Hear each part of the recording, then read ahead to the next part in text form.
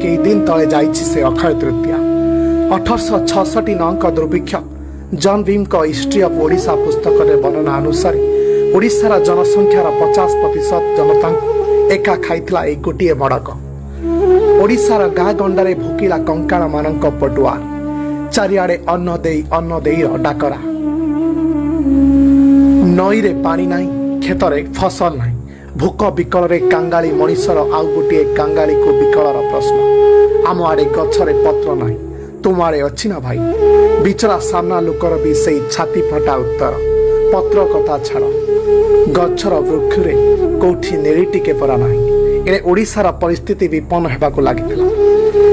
तेबे सप बुहाई बुहाई लोकंक कांधरु चुपा छाड़ी जाउथला। पुणी शव बुहाउथुवा मनीषटी अध घंटा पर निजे शव हो जाउथला। क्रमशः मृत्यु सहित गोटे कंबल तले शुइबाको प्रस्तुत हेउतिला ए जाति।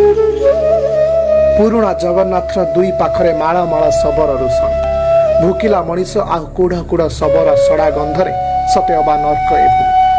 धूली धूसरित और अशिक्षा अंधारर आद्र ए भूमि केवल चारिआडे मृत्युर तांडव ही देखुथिला।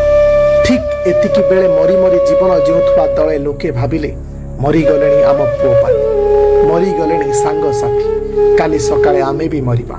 जदि मरिबा सत ताहले आउ एठी काहीकि। चल चल रे भुकिला दल सभिए धाइबा श्रीक्षेत्र आड़क। पेड़ी फुटुली चूड़ा चाउल तो नेबा नाही। ए देह उपर जीवनर बोझ मुंडाई धाई जिबा बड़दाण्ड। सुखा हाड़ सुकुटा रक्त आ पोड़ा मन को एकाठी करी चाहिबा नीलचक्र डाकिबा। दाना कना पछे मना हेउ मते नीलचक्र बाना चाहिए। एक कथा व्यापी गला गाँ गंडा। सबु गाँर कंकाल दल ओह्लाई पड़िले पुरुणा जगन्नाथ सड़क। मरिबा आगरु आस देखि नेबा आम 7 गंठी सहित संपत्ति।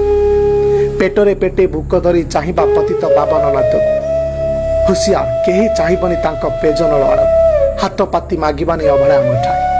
मागिले मागिबा ए सब दल को मुक्ति दे। तो पतित पावन को छाई भाग्य दे। लक्ष लक्ष जनतार पटुआ।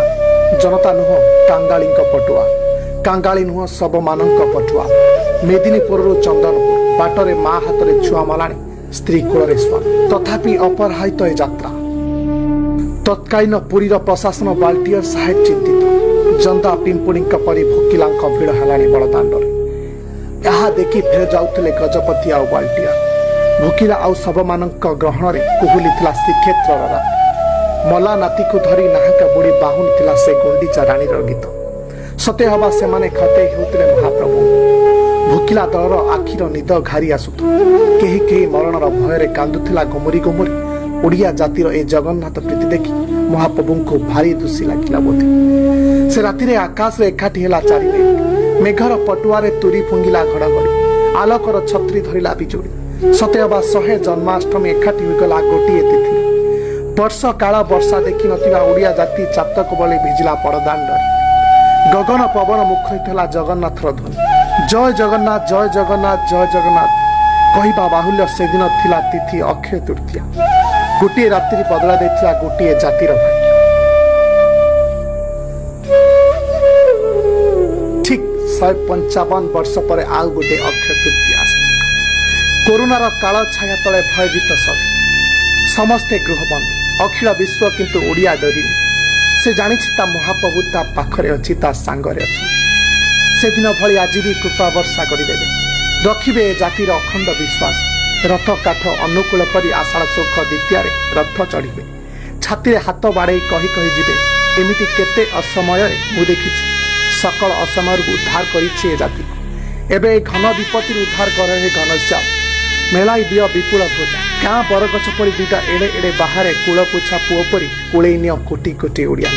शांति और शांति हे मणिमा। ओडिया जातिर अखंड विश्वास मूल्य देह हे मणिया। महाप्रभु जय जगन्नाथ।